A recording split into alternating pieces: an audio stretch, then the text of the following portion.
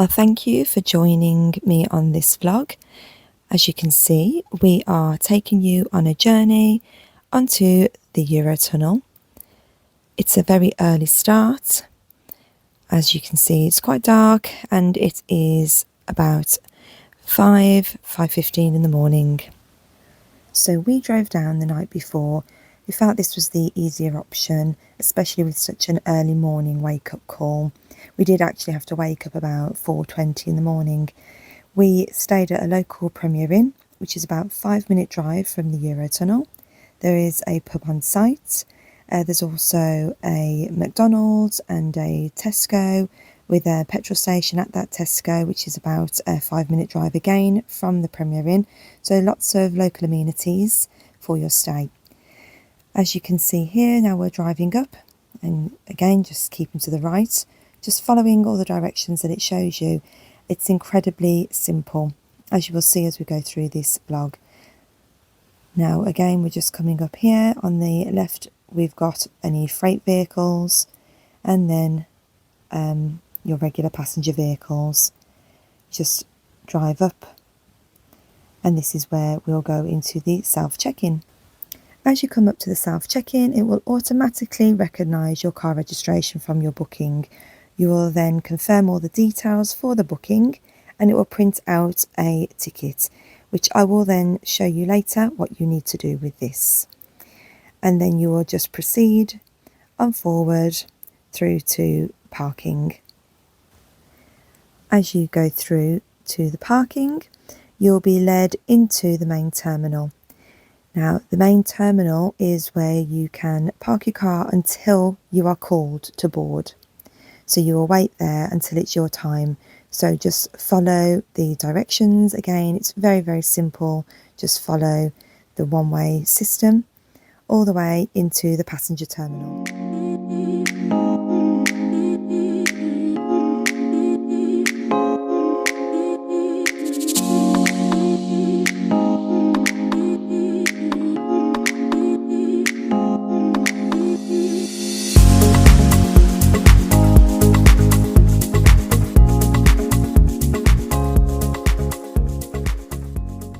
So here, with that printed ticket that you got at the self-check-in, you need to just carefully tear along the perforated dots and then hang this in your window, so on your rear view mirror. Just hang it carefully, and that is all you have to do. So although it's early morning, you can still enter the passenger terminal, and there are actually plenty of things open that you can use in the morning. I was a bit apprehensive, not sure what would be open, but there are a lot of areas open. So you've got the World Duty Free, which is obviously similar to most airports in the UK. You've also got a WH Smith's, you've got a Starbucks, and also a little cafe and a Leon over there in the background, which I didn't go over and record. You can get yourself a breakfast. You can get yourself some bakery goods. I got myself there a pain au chocolat, and also the duty free. There's having a little browse around for you to see what's available, and you can grab yourself something. I learned that on the Eurotunnel you can take, it's 1 litre per adult legally into Europe with you.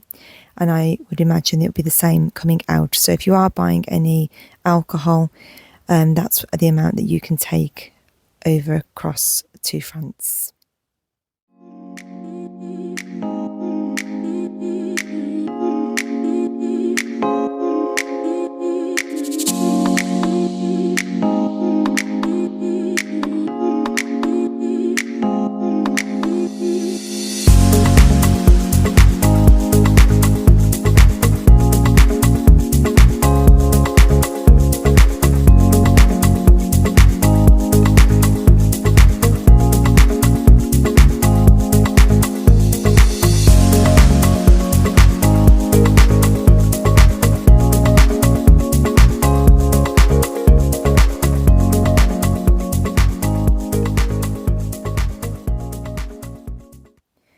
if you have forgotten that you need a UK sticker on the back of your vehicle, you can grab one from the AA store at the terminal.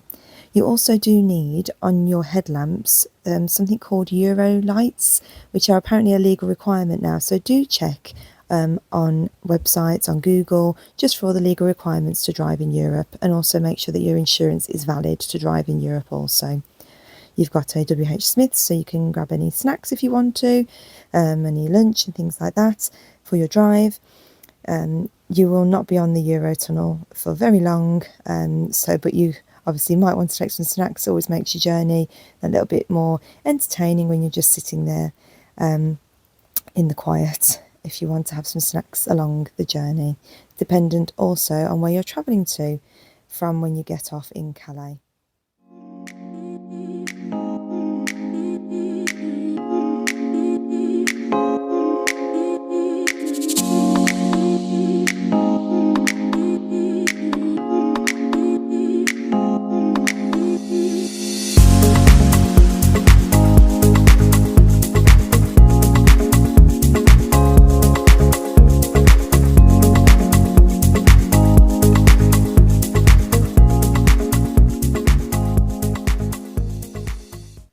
So it's gone from night to day now, and we're just waiting to board. You'll be looking at these boards that I've zoomed in there, waiting for yours to be called.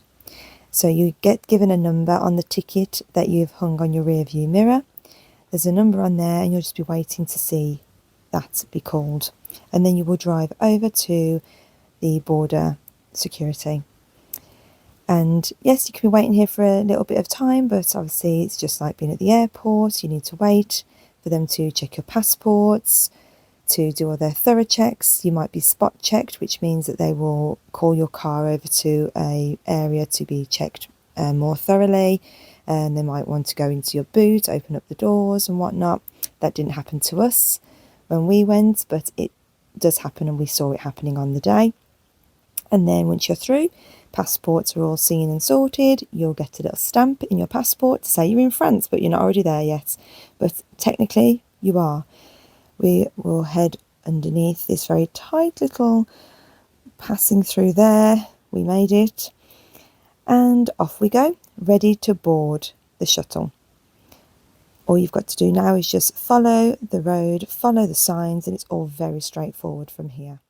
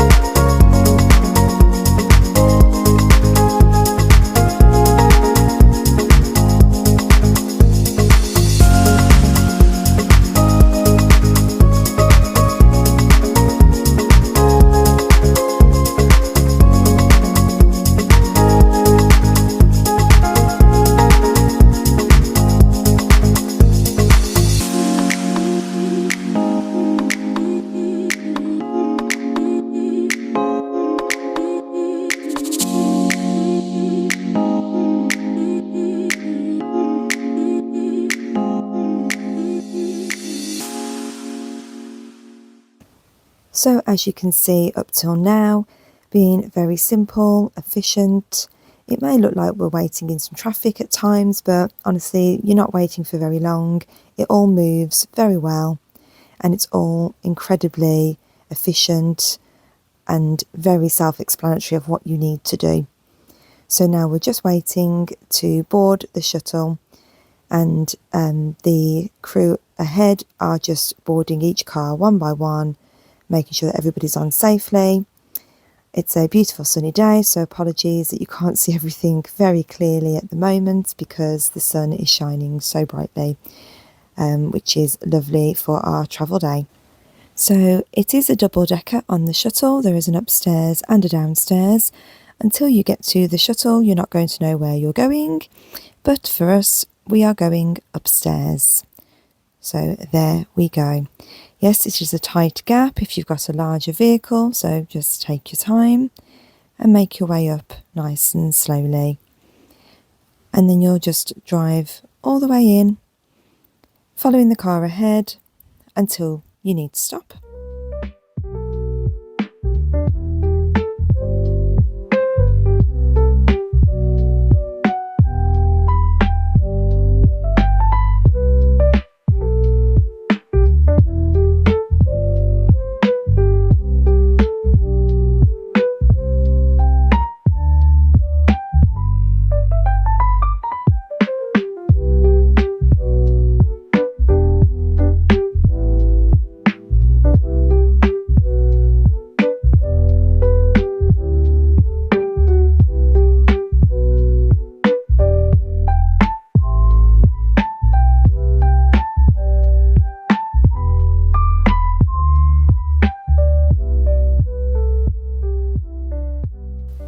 So as you can see now, we've drove all the way as far as we possibly can to one of the crew members is closing the doors in between one carriage and the next. And we are at the front of this carriage, albeit not the front of the main carriage. It's a very, very long train. You will then be asked to turn your engine off, pop your handbrake on, and if your car is manual, put it into first gear. And ours is not, it's automatic, so basically put it into park, turn the engine off. Also to open all of the windows halfway, mostly so you can hear announcements. You might want some air as well. So just showing you outside what you can see at the moment, because when you start moving you can't see a lot. It's about all you can see for the moment. Announcements will come across there as they are needed, and it just tells you what's needed to do whilst the shuttle is in motion, and any advice or announcements whilst the shuttle is in motion. But the driver does speak to you before he moves, and you can walk through if you need to use the toilet, but you cannot move between vehicles. It does advise you not to. And after 35 very short minutes, we have arrived in Calais. You'll be advised then to turn your engines on, and then you can start making your way off the shuttle. The shuttle is a very interesting sensation, so my advice would be that if you do get motion sickness or travel sickness of any kind, just be prepared. Maybe take a travel sickness tablet if it's your first time travelling on there. I tend to get travel sickness sometimes, so I took one just to be sure, and I was absolutely fine. The motion, it's an unusual sensation because you are stationary but you're moving, so you're sitting in your car but you're moving, so it's a bit unusual. So I just prepare for that for yourself if you're travelling with children, just have some to hand just in case, especially if it's your first time. And then we'll be making our way off the shuttle shortly, and just remember you're driving now on the right hand side of the road.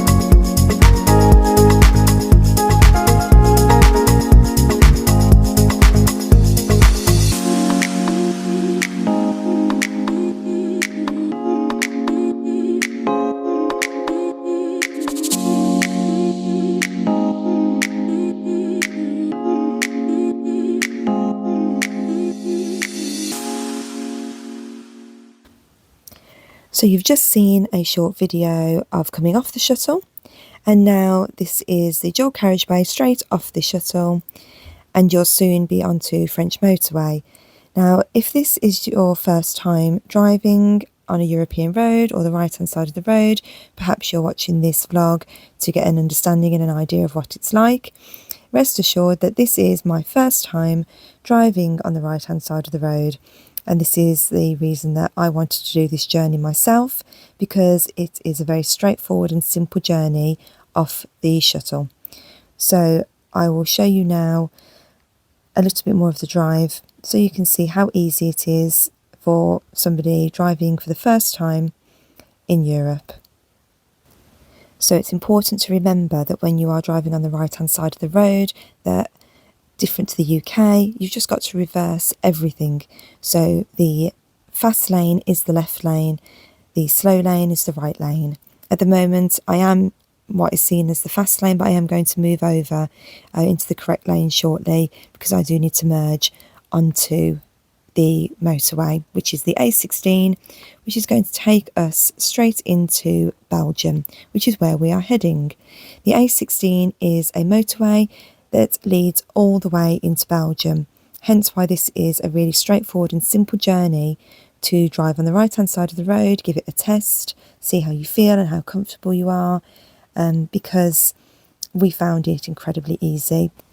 Being my first time driving on the right hand side of the road, I felt that the roads were not too daunting, albeit that they are motorways and you're essentially spat out of the Eurotunnel straight onto French motorway. That can be quite scary, but if you're used to driving on motorways, I don't feel that you'd have anything to worry about whatsoever. Just remember that everything's reversed.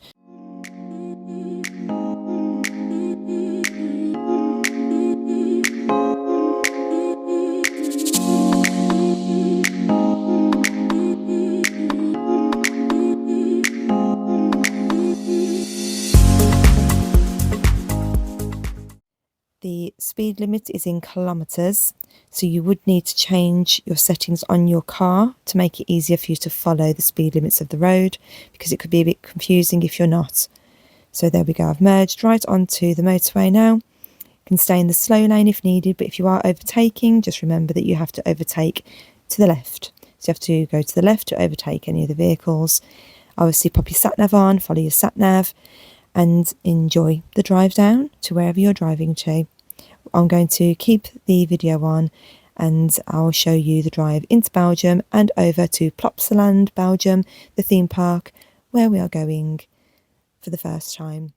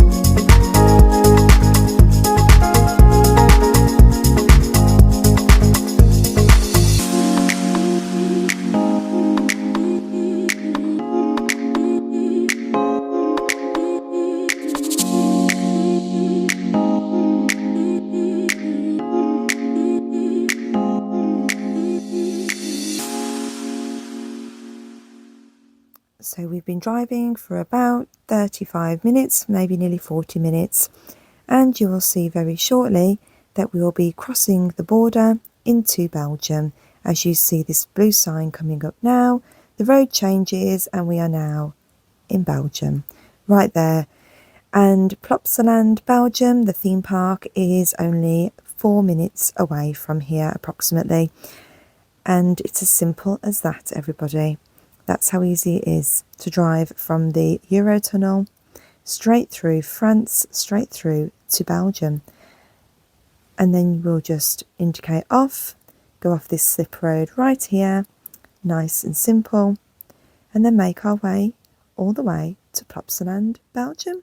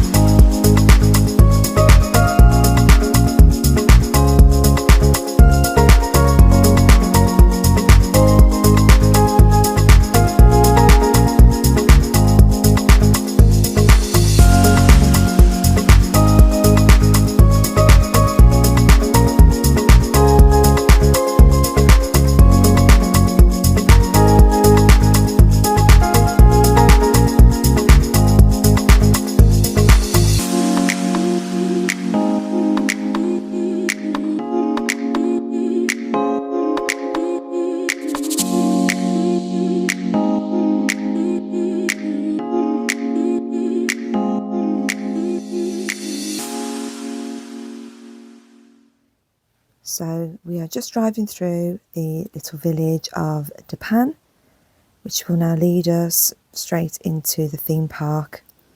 As you can see by the time, as it's all in real time, that it is only a minute or two straight off the motorway. It's a lovely, quiet little village around here. Really, really beautiful and scenic to look at. The seaside is only about a mile or two down the road. I could hear seagulls everywhere. So that would be on my list to go and visit next time. So we're going to go around the roundabout here. And you will then see that we will be entering into the theme park. I hope that you have enjoyed watching this vlog. I do hope that it has been helpful to anybody that's looking to go on the Eurotunnel, or anybody that is looking to come to Plopsaland Belgium. I hope that it's been useful and maybe put some minds at ease as well to driving on the right hand side of the road if you haven't done already. Plopsaland Belgium is a fantastic theme park and I would highly recommend it. It's very clean, well presented, staff are wonderful, and we had a fantastic day there.